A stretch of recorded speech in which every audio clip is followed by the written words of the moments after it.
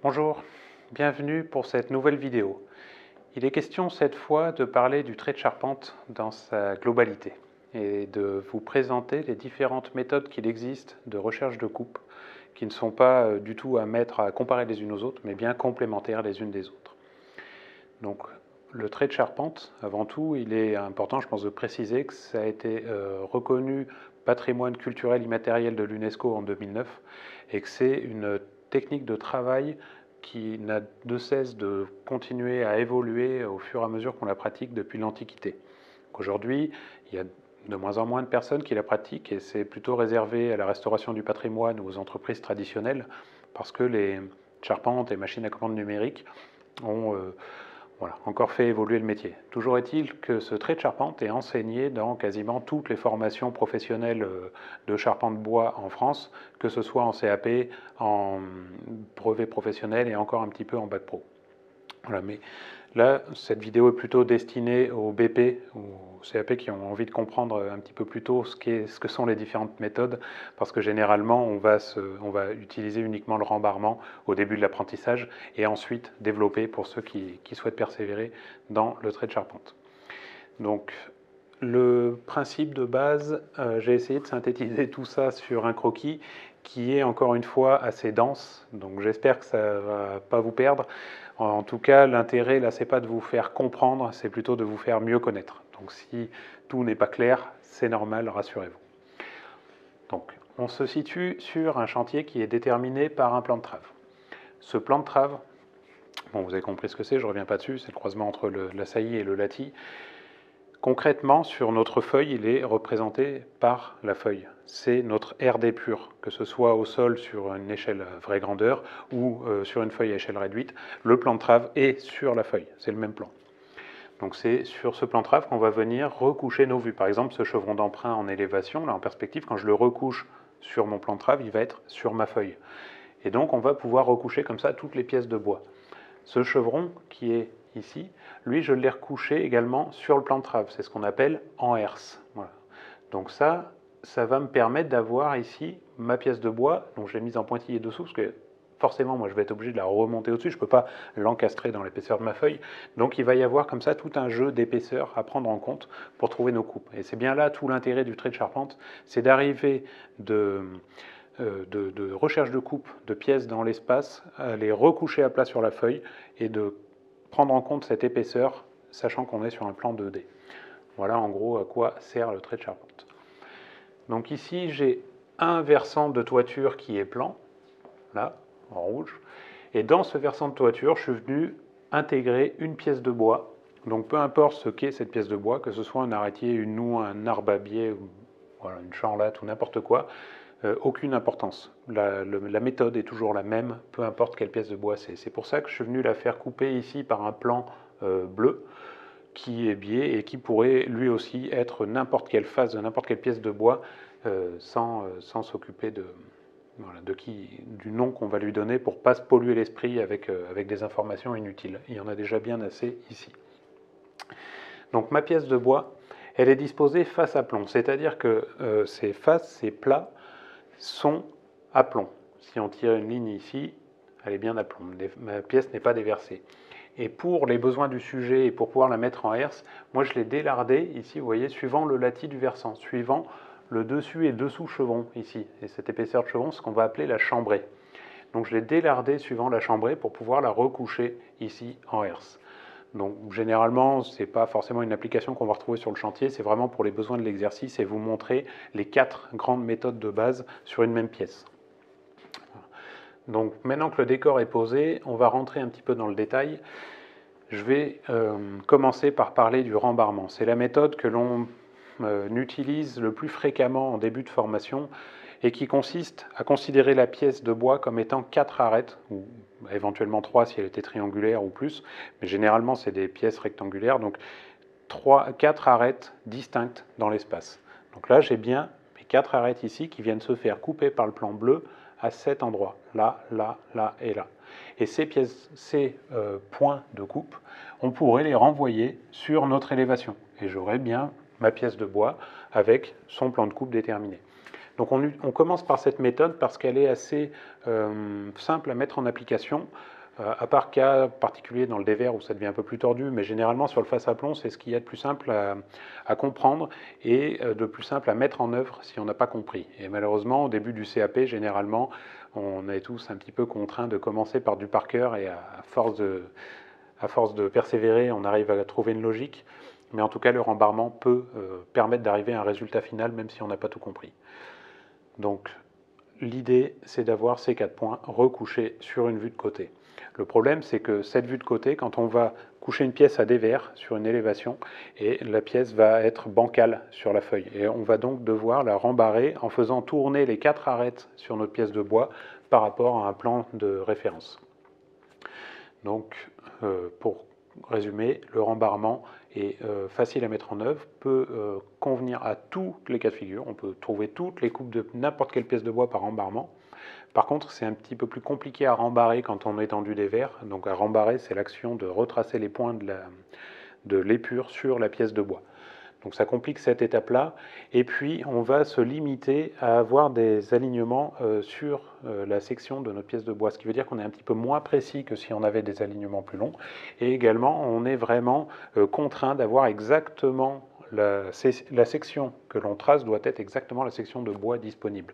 Sinon, la moindre différence va nous changer les angles de coupe. Voilà. Donc voilà pour le rembarrement. Ensuite, on va avoir ce que l'on appelle donc l'alignement. L'alignement, c'est généralement une méthode qui est destinée à toutes les pièces face à plomb, qu'elles soient biaises ou parallèles à un chevron d'emprunt, peu importe. Que le plan soit un plan face à plomb ou un plan incliné en biais, c'est pareil, le système est le même, c'est-à-dire que l'on va cette fois considérer la pièce comme étant un mur. Là, ce serait vraiment un mur qu'on a recouché sur son élévation. Donc on considère que son épaisseur. À aucun moment on ne prend en compte la retombée. On peut avoir une pièce de 20, 30, 40 cm de retombée. On peut l'avoir en queue de billard, ça ne changera rien à la coupe, puisqu'on va rechercher l'alignement en projetant notre plan de coupe sur chaque côté de notre mur, que l'on va ensuite pouvoir renvoyer sur l'élévation. Donc l'avantage, c'est d'avoir des alignements plus longs que par rembarrement, et donc un gain de précision.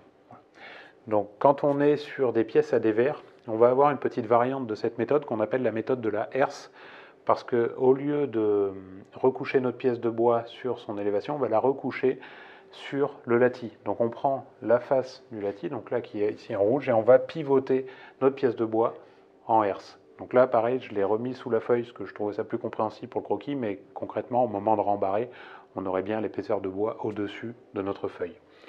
Voilà.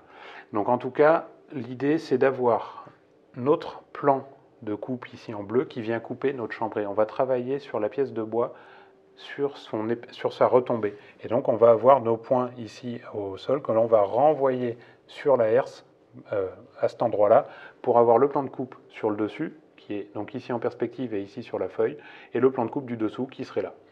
Et donc ça nous permet de rembarrer notre pièce de bois à champ directement sur la feuille. Donc cette méthode, elle a le très gros avantage de pouvoir trouver la recherche de coupe par rapport au dessus et au dessous. C'est-à-dire que pour les pièces qui font latis, en 2 points, on va avoir toutes les coupes. Par exemple, sur un empanon, tant que les chevrons sont tous dans la même épaisseur, on va avoir toutes les coupes du versant en une seule fois.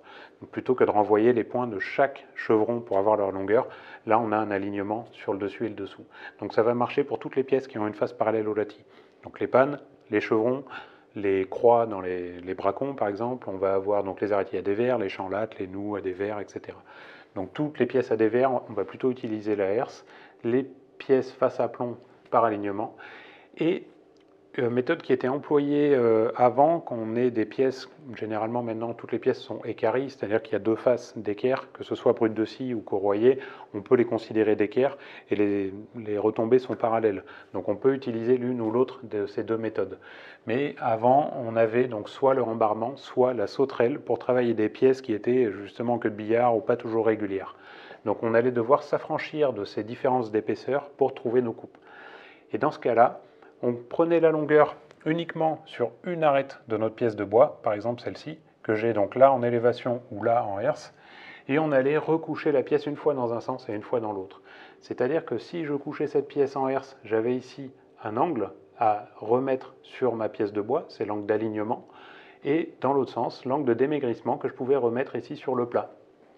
Donc de cette manière, je pouvais rembarrer un 5,5, un 10,10 ou un 20,20 avec la même épure. Peu importe la section qui allait m'arriver dans les mains, je pouvais m'adapter beaucoup plus rapidement. Donc ça complique un peu le dessin parce qu'il faut la coucher 2 fois au lieu d'une, mais par contre on peut vraiment se sortir de tous les cas de figure quand on a des pièces bien tordues et irrégulières.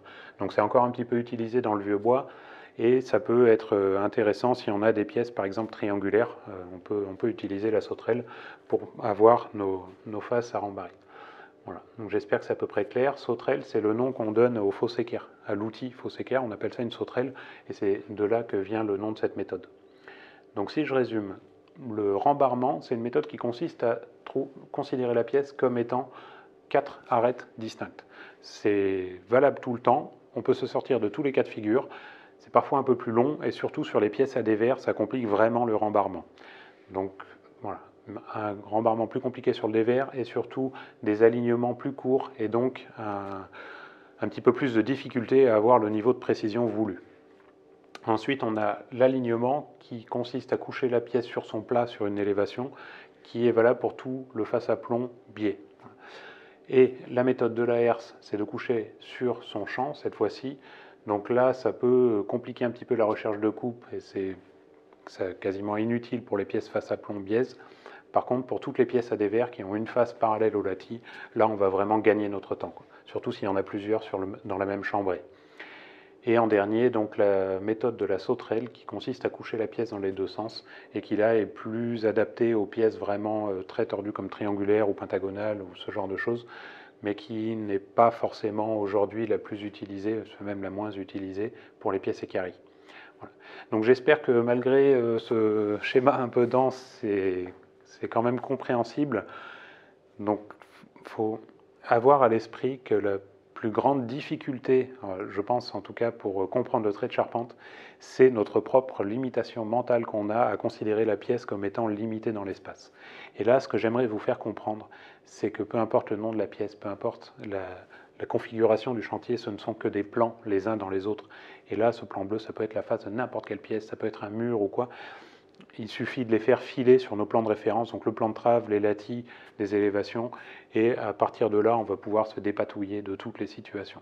Donc si on arrive à extrapoler ce genre de sujet sur des applications concrètes, ce qu'on fera dans les prochaines vidéos, vous allez voir qu'il n'y a rien de sorcier et qu'on va pouvoir se sortir de tous les cas de figure. Donc pas forcément avec en deux traits, mais on y arrive. Voilà, voilà en gros. Donc j'espère que ça vous permet peut-être pas de mieux comprendre, mais en tout cas de mieux connaître le trait de charpente et les différentes méthodes qu'on a à notre disposition pour les appliquer. Donc à chaque fois, chaque utilisateur peut se trouver des petits raccourcis, des petites méthodes encore plus efficaces, mais là vous avez la base qui est vraie tout le temps et qui peut s'adapter à tous les cas de figure. Les 4 méthodes de trait dont je viens de vous parler peuvent tracer toutes les pièces de bois. Voilà. Merci.